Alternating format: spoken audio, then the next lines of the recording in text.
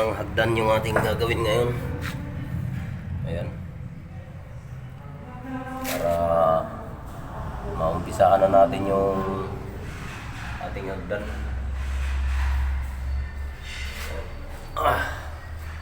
Ang daming marking kasi inulit yung ano. Ito na yung bagong marking niya.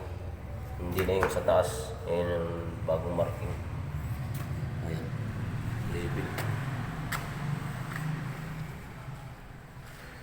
Tapos na rito. Mga siroko na lang kailangan. Dito, ililiot ko na rin ito rito. Para pagpasok ng isang tile sitter. Kuha na rin ito aming ano dito. Hagdan. Pati dyan, kasali na rin yan dyan. So, ito, wiwildingan ko pa ito mga tol. Ayan.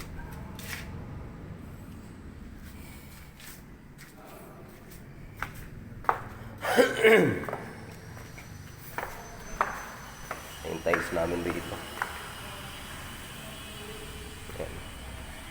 Ang mga kwarto na lang. Siroho. Ito bukas, umpisa na rin po bukas yung mga siroho dito mga tol. Ayan. Ayan, mga siroho na lang yan.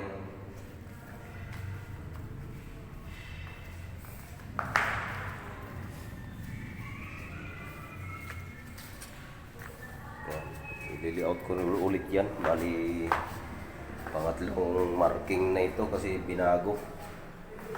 Kasi dahil sa elevation kaya nababago.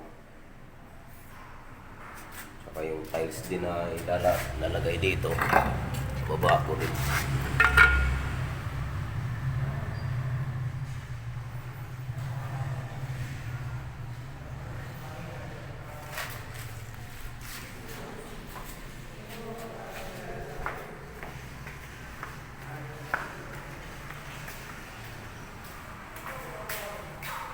Maman nga ni dinita ng legs, limpyuhan.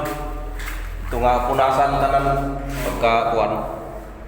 Punasan ni tanan silhigan kay para waray na masulod din ni. Kutkutan mo legs ha.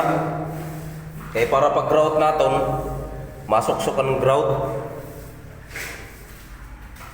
Tapos na yung puti na lang mga balance namin dito sa storage room. Ito storage room ito mga tol.